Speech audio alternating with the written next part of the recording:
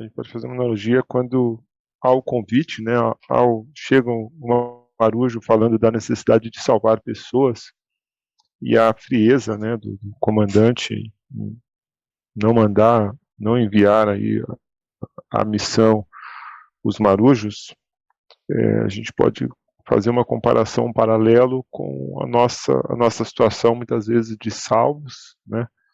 Já com o Senhor, e salvos e protegidos, e a nossa, muitas vezes, frieza com as pessoas que estão nesse mundo, né? Sem Cristo, e muitas vezes, talvez não participando de uma festa e nem marcando para ir até, ele até fala tal horário, todo mundo na igreja.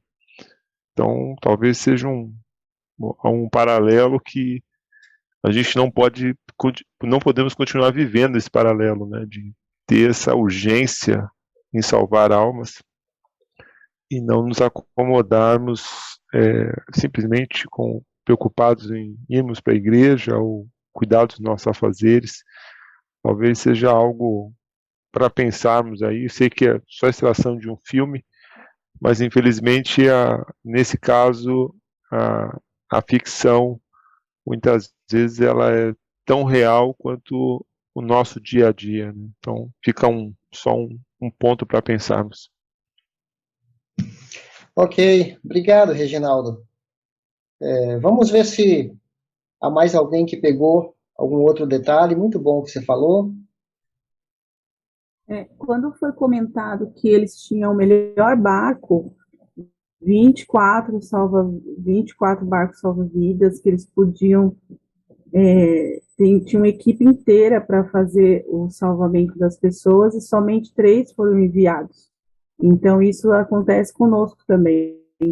Às vezes a gente tem uma igreja com muitas pessoas e poucos são aqueles que se dispõem para realmente trabalhar na obra. E sempre Ok. ficam, né, aquelas mesmas pessoas, sendo que tem uma Aham. igreja inteira para fazer aquele trabalho também. Verdade. Algum outro detalhe? Eu quero fazer minhas as palavras da Beth, porque acho que até foi um pouco sobre o que o Rogério falou hoje de manhã, né?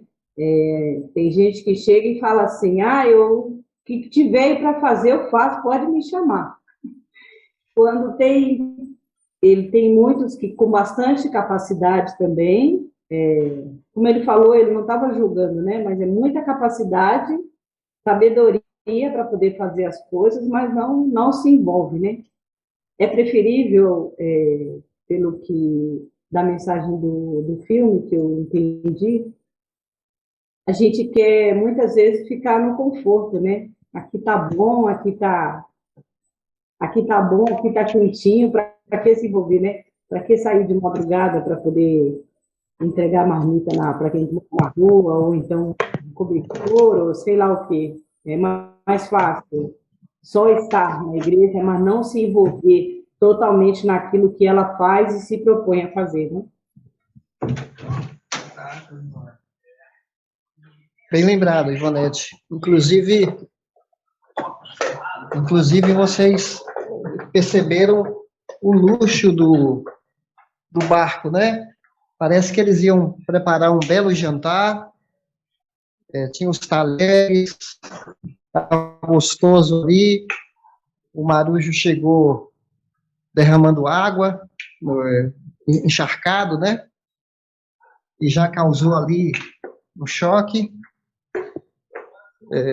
Não sei se vocês perceberam, mas atrás do cara que rejeitou a saída, que falou que não deveriam sair para resgatar ninguém, tinha umas 15 pessoas atrás dele. Não sei se vocês viram isso. Eles estavam num ambiente confortável e não queriam se envolver com as necessidades lá fora, né? Eu fico pensando, é gostoso a gente estar no culto. Até ele faz uma desculpa aí que eu vou Meu celular estava descarregando, eu dei uma melhorada aqui. Vocês perceberam que as pessoas não queriam... Opa! A minha câmera está... Estão me vendo aí? Sim. Estão me ouvindo? Estamos vendo, estamos sim, vendo e ouvindo. Tá. As pessoas não queriam se envolver, elas estavam num ambiente gostoso, tal. Gente, o culto é gostoso. Fala a verdade, é ou não é? É bom a Com certeza. gente cantar, né, nos encontrar aos domingos, os cultos presenciais, gente. Cada domingo é um evento fora de série, né? De motivação, de alegria, de celebrar. Mas eu sonho com um tipo de igreja onde o domingo vai ser um dia da gente celebrar o que a gente fez durante a semana. A gente planta durante a semana, a gente prepara a terra, aduba, semeia as verdades espirituais, acompanha com oração, para quando chegar no domingo, a gente comparecer à igreja e falar: oh Deus, valeu a semana. Ó Senhor, faça prosperar o meu testemunho, faça prosperar as minhas ações na vida das pessoas. Eu quero colheita, Senhor. E eu estou aqui para celebrar, para o Senhor renovar minhas forças. E não o culto meramente ser um lugar da gente se sentir bem e não se envolver, viver numa bolha, que é o que os caras estavam fazendo no navio, né? Eles queriam só estar no conforto, mas não queriam fazer o papel pelo qual o navio estava ali no mar. Que ela está disponível para... Tinha 24 botes para resgatar pessoas. Então, às vezes, a gente olha para o cristianismo e não queremos nos envolver. Você gostaria de ser operado por um médico que nunca fez uma cirurgia? Não dá, né? Você queria que os soldados que fossem à guerra nunca dessem um tiro? Não conhece cheiro de pólvora? Então, se nós estamos no exército de Deus, a gente está aqui para lutar, para servir, para passar alguns momentos de desconforto, de dor, de abrir mão de algum conforto para servir. Então, realmente, esse filme tem vários temas aí que a gente pode desenvolver, não é? Há um momento para celebrar, faz parte, né? A festa, cada culto deveria ser uma festa mesmo. Não estou dizendo que a gente não deve ir, mas a gente está em missão. Né? Não foi isso que Jesus falou? Assim como o Pai me enviou, eu também os envio. Então, esse filme tem a ver com as nossas lições a respeito do PG, que é um pequeno bote salva-vida, que é lançado no mar para resgatar as pessoas. O navio precisa do bote, e o bote precisa do navio. Vamos comparar a igreja, o culto de domingo, como o navio, tá bom? É o navio. E vamos comparar o bote como o pequeno grupo. Um precisa do outro. O navio, a estrutura é muito grande para tocar nas pessoas individualmente. E aproveitando a figura aí do filme, as pessoas estão morrendo no mar da vida. As pessoas estão naufragando, perdidas, precisando de socorro, precisando de resgate. E nós entendemos os PGs, ele é dinâmico, ele toca mais perto das pessoas, depois que as pessoas se entrosam no PG, é mais fácil levá-las até o navio. Estão entendendo? Então fica mais fácil. O PG é mais pessoal. No culto de domingo, nós vemos os rostos das pessoas. Nós vemos a multidão. Mas não dá para conhecer de perto sua história, seus medos, suas experiências. Quando a gente está num pequeno grupo, a gente vê mais do que um rosto. A gente vê um nome, uma história, um compartilhar, uma aproximação. Então, até nisso, a gente pode usar o exemplo do filme, né? Nós temos poucos PGs fazendo o trabalho de resgate, e temos muitas pessoas que não estão indo nos botes salva-vidas, ou não estão sendo movidas pela compaixão, pela ação de ir atrás das outras. Então, a gente vai falar muito sobre isso, ok? Alguma pergunta até aqui? Alguma outra observação? Então, nós vamos para compartilhar da tela. Vocês estão vendo aí na tela? Está na raiz a nossa missão. Aí é uma árvore, né? Então, está essa missão aí na raiz, porque é a base da igreja. É a raiz que sustenta o tronco e os galhos. Por isso que está colocado aí na árvore nessa sequência. E agora, nós vamos falar sobre... Só um minutinho. Aí está a árvore completa, a nossa missão e alguns valores que nós temos na igreja. Então, a nossa igreja, ela foi fundada tendo a palavra de Deus como centro. Tem até uma frase antiga, baseada em Efésios, arraigados na palavra. Então, o que é um valor? Quando você ouve assim que uma empresa tem um valor, o que significa valor? Alguém quer arriscar um palpite?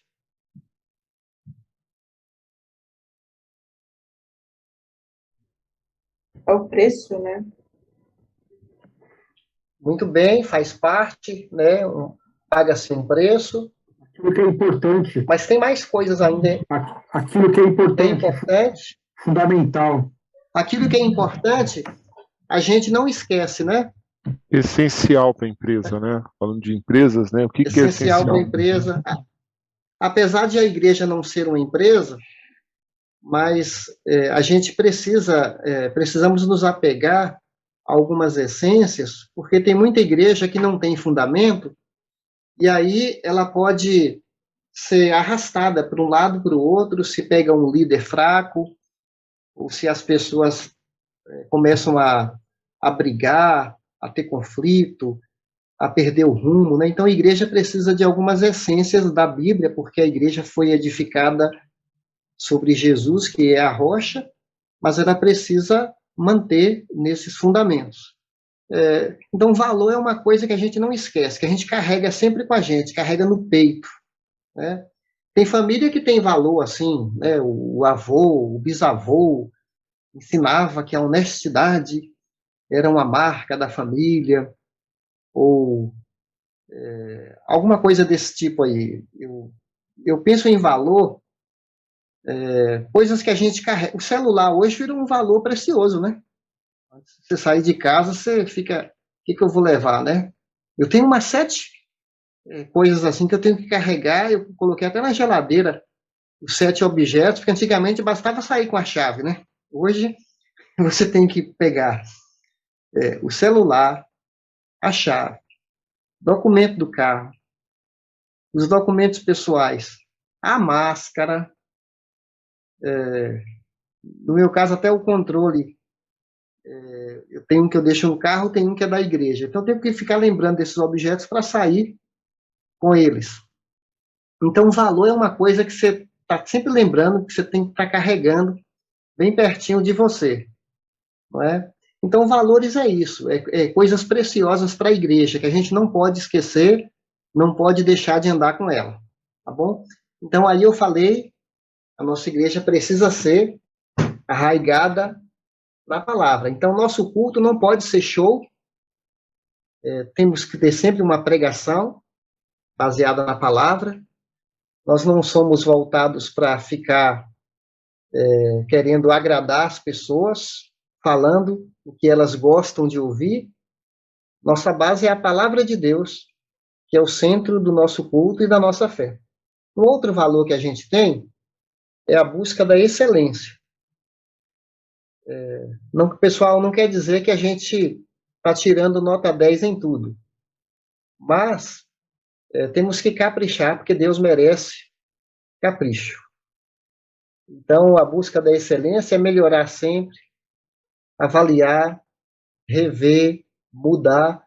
Hoje mesmo nós iniciamos 2 cultos, porque um culto só estava lotando, tinha muita gente que queria se inscrever, e a partir de terça-feira não tinha mais vagas. Então, a gente tem que ficar pensando como que a gente faz para alcançar mais e mais pessoas, né?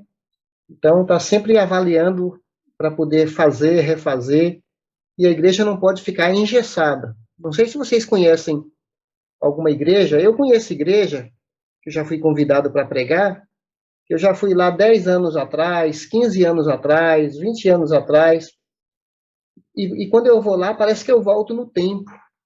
Eu volto lá na década de 80, 90, o formato ali de culto, o formato da liturgia, parece que eu entrei num... Está tudo desenvolvendo em volta, mas aquele lugar parou no tempo, né? Aqueles hinos antigos que você não conhece as palavras. Não é só comigo que acontece isso. Vocês já viram isso?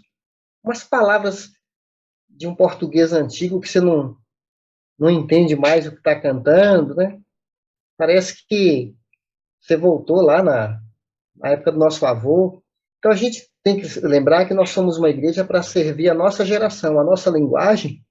A gente mantém a essência, que é a Bíblia, mas a gente tem que usar todos os recursos para comunicar com esse homem da nossa geração.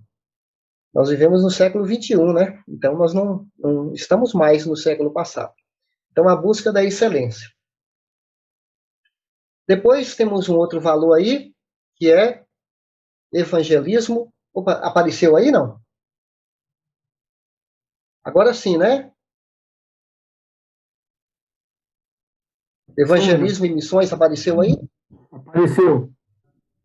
Sim. Pessoal, a gente procura destacar a importância de não ficarmos presos às 4 paredes. Então, nós temos que lembrar sempre que cada cristão é um missionário. É uma frase antiga que eu gosto. Cada coração com Cristo é um missionário. Cada coração sem Cristo é um campo aberto para o missionário. Deu para entender? Spurgeon é muito rigoroso, que foi um grande pastor do século XIX na Inglaterra. Ele falava: cada cristão ou é um missionário ou é um impostor. Jogou pesado, né? Cada um de nós ou é um missionário ou é um impostor. Então, o missionário evangeliza. O missionário, ele está consciente da sua missão. Então, apesar de nós termos projetos na igreja de pessoas que vão para outro lugar, para outro estado, para outro país, para implantar uma igreja, para falar do amor de Deus, apesar de ter essas pessoas, nós também somos missionários. Então, uma igreja que ama missões não é apenas uma igreja que sustenta financeiramente, que ora por um missionário, mas em que cada pessoa tem consciência da sua missão, onde ela está. Alguém já falou, alguns saem para semear, que são esses missionários. Outros semeiam sem sair. Quer dizer, tem um missionário que vai semear, plantar a verdade do evangelho em outro lugar, tem os missionários que vão plantar o evangelho no seu meio, na sua esfera, na sua área de relacionamentos com as quais a pessoa se envolve. Ok? Tudo bem até aqui? Então vocês vão ouvir, de vez em quando, a gente trazer um missionário. Hoje mesmo de manhã, nós destacamos a Nilza, que está fazendo um trabalho de capacitar pessoas para serem treinadas para a ecologia, para a área social, para pessoas vítimas de abuso. Quem assistiu o culto de manhã, aliás, se alguém aqui perdeu, por favor, assista ao nosso culto de hoje, porque fala de uma grande mulher, né, a Débora, do Antigo Testamento, que se levantou para ser uma mulher empoderada, né, cheia do poder de Deus, para ajudar na libertação do seu povo. Então, sempre a gente vai estar envolvido em algum projeto de missões. Mais para frente, em nosso curso, a gente vai conhecer melhor todos os projetos da nossa igreja e vamos falar sobre promessa de fé, que é uma maneira de você participar financeiramente desse projeto de implantação de igreja, que é mais uma maneira da gente esticar o nosso braço para servir a Deus. Evangelismo e missões é outro valor. O próximo é relacionamentos saudáveis. Então, a célula, o PG, é feita de gente. As pessoas, elas entram em atrito.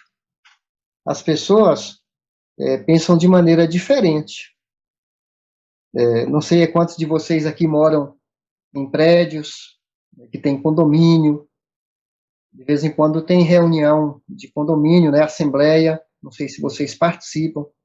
As pessoas ficam alteradas, as pessoas ficam bravas. Tal. Às vezes na igreja é feita de pecador também. Só que a gente aprende a como lidar, né? Às vezes pode acontecer uma ofensa, um tipo de divergência de opinião, mas a gente aprende como tratar, como perdoar um ao outro, como lutar pela paz, não pela vingança e tudo mais. Então, relacionamentos saudáveis. Uma igreja saudável, ela vai crescer. Um PG, pequeno grupo saudável, vai crescer também. Não é verdade? Uma plantinha saudável vai crescer também. Então, a gente tem que lutar para preservar a paz. E relacionamento saudável tem a ver até com repreender a pessoa, exortar. Não é simplesmente tolerar a vida em pecado dos outros. A gente tem que ensinar o que a Bíblia fala e tratar dessas questões quando precisam ser tratadas na questão da exortação, da repreensão e tudo mais.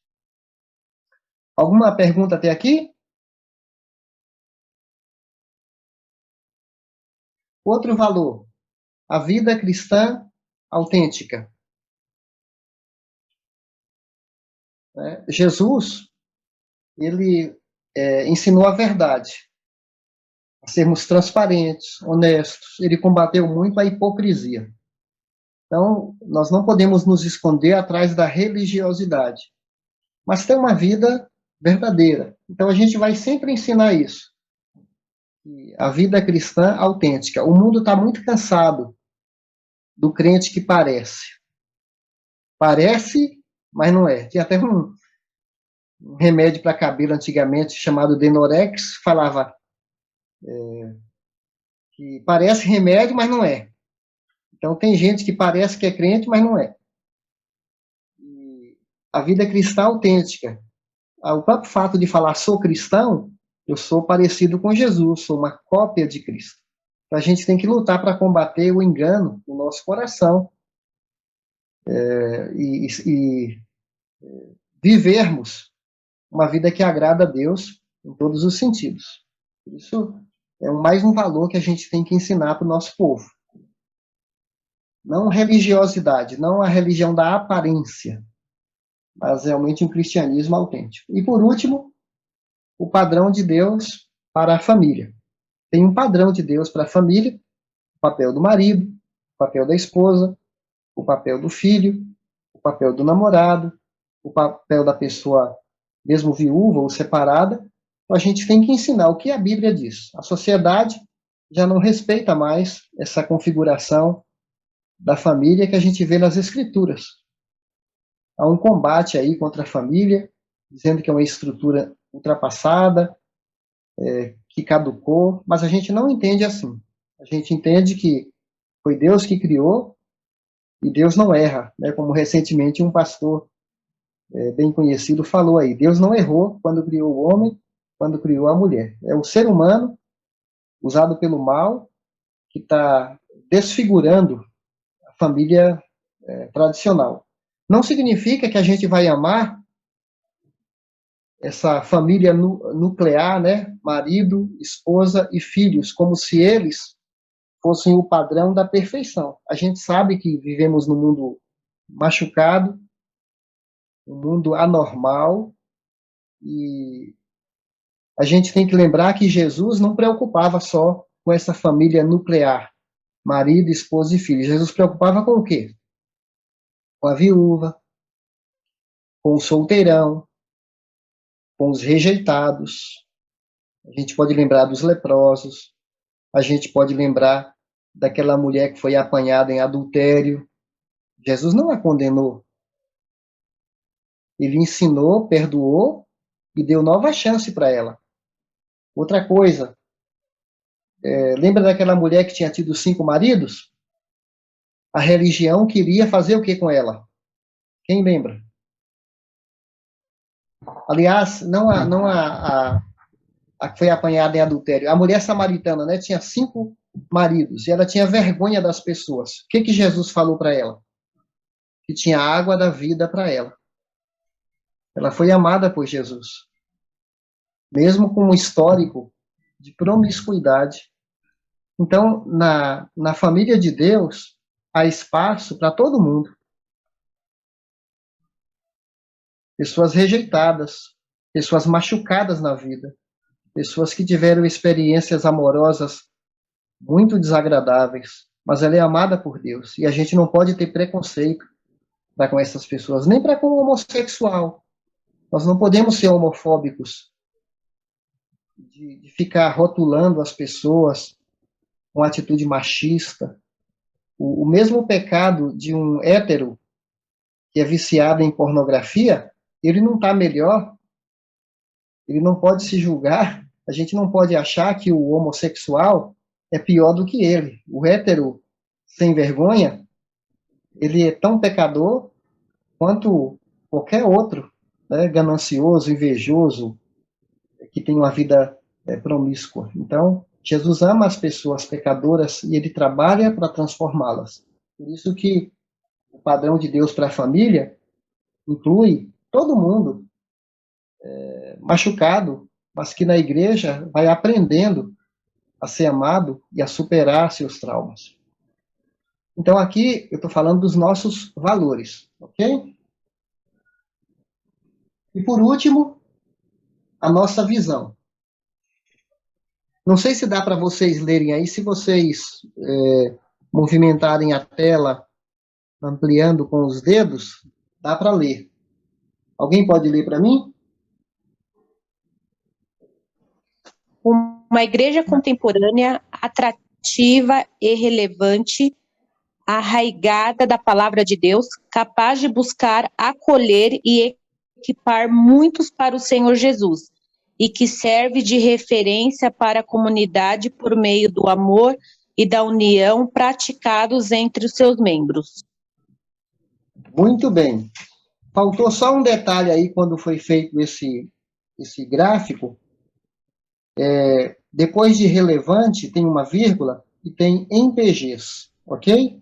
Então, está aí do lado, mas não está no texto, né? Uma igreja contemporânea, atrativa e relevante em PGs, ou seja, em pequenos grupos, que a gente incluiu, porque faz parte do DNA da nossa igreja, que ela seja que ela viva em PG. Então, atrativa, contemporânea, quer dizer, no século XXI, atrativa, relevante. A igreja não pode viver só para seus membros, ela existe para os de fora, arraigada na palavra, como já falamos, ela é capaz de buscar e acolher, ela evangeliza, ela treina muitos para o Senhor Jesus, e ela vive dentro de um amor ensinado na Bíblia e que é praticado pelos seus membros, que é o que vai atrair o mundo. Nisso conhecerão que sois meus discípulos, se vocês tiverem amor uns para com os outros. Então, pessoal, quanto à aula de hoje, o objetivo era mostrar esse filme, para mostrar para nós a importância da nossa missão e também mostrar para vocês essa visão, nossa missão e nossos valores, para que a gente sempre esteja lembrando, para que isso nos dê o equilíbrio para sermos uma igreja saudável. Então, a gente conta com vocês para nos ajudar. Isso aqui está bem abstrato, né? Assim, são conceitos, mas é nós que vamos fazer isso acontecer. Então, cada um de vocês é importante para que isso saia do papel e seja uma realidade na nossa vida. Tá bom? Então, a primeira aula e a de hoje foram mais introdução. A partir da semana que vem, nós vamos entrar diretamente no tema Uma Igreja em PG. Como que funciona, os bastidores do PG, a questão do tempo do PG, as pessoas que participam, o que a gente espera de cada membro, e quais são os nossos objetivos. Então, hoje a gente termina aqui. Mais uma vez, obrigado pela companhia de vocês aí. E alguém tem alguma pergunta, alguma observação para fazer? Eu tenho. Sim. Mas eu vou até fechar minha câmera para vocês não ficarem me olhando. Não, é que o senhor falou da igreja que o senhor foi pregar em algum tempo aí continua do mesmo jeito do passado e tal. Dos hinos que são antigos, com aquelas palavras que hoje são até desconhecidas, porque já não se utiliza mais. Uhum. Aí eu fiquei pensando, pastor, essa semana mesmo uma pessoa eu não sabia o que era PG, né? Eu só imaginava que pela sigla, mas eu não sabia o que era. E aí eu recebi vários hinos assim bem antigos, de pessoas desse PG, né? E eu amei aqueles hinos. E aí o senhor fala assim de palavras que são que nem se utiliza. E aí eu fui lá, fui buscar essas palavras, sabe? Fui pesquisar o que era. E eu me apaixonei pelos hinos antigos. E aí? Então, Marcelo, deixa eu te explicar. Não há nada de errado. Porque assim, né? Posso continuar? Tá, pode continuar, desculpa. Não há nada de errado em você ouvir músicas antigas, ok? Eu não estou aqui dizendo para você que a gente vai descartar. Ontem mesmo eu estava ouvindo músicas dos anos 80, músicas da minha época de adolescente, músicas, assim, algumas músicas de cantores, de rock e tal. Eu não escuto isso todo dia, é uma vez ou outra que, né, só para recordar. Só que como pastor, a gente não pensa só numa faixa etária. Então, tem pessoas que depois dos 50, dos 60, gostam de um hino antigo. Já a nossa geração de adolescentes, de jovens, eles não têm essa mesma pegada que a gente tem. Eu gosto de alguns hinos antigos, mas para se cantar na igreja, eles não alcançam mais. Então, não há nada de errado de você gostar, mas, no nosso caso, para conduzir a igreja, a gente tem que pensar nas famílias, tanto nas crianças, nos adolescentes, nos jovens, nos idosos também, mas a gente não pode privilegiar só um segmento, a gente tem que... Então, agora eu entendi, né? Porque exatamente foi o que eu pensei, que a gente também, com as músicas antigas, ou mesmo as modernas, e na igreja, a gente não pode privilegiar só um grupo, só o grupo dos jovens, e tem os idosos também, né? E que gostam e que conhecem, né? Foi nesse sentido, mas está esclarecido, pastor. Ok. Recentemente, o nosso regente, o Edson, ele trouxe umas músicas antigas, cantadas com mais velocidade, ficou muito legal. Mas mesmo assim, tem certas músicas que parecem latim. Aí eu estou falando de um português muito carregado de palavras que a gente não entende mais. Mas ele pegou, e houve até um trabalho aí em cima das palavras para deixá-las atualizadas, né? Até a Bíblia precisa de nova versão, senão a gente lê uma Bíblia de 1920 e a gente não entende, né? Então a língua é muito dinâmica, e tanto na escrita da Bíblia quanto na música também, né?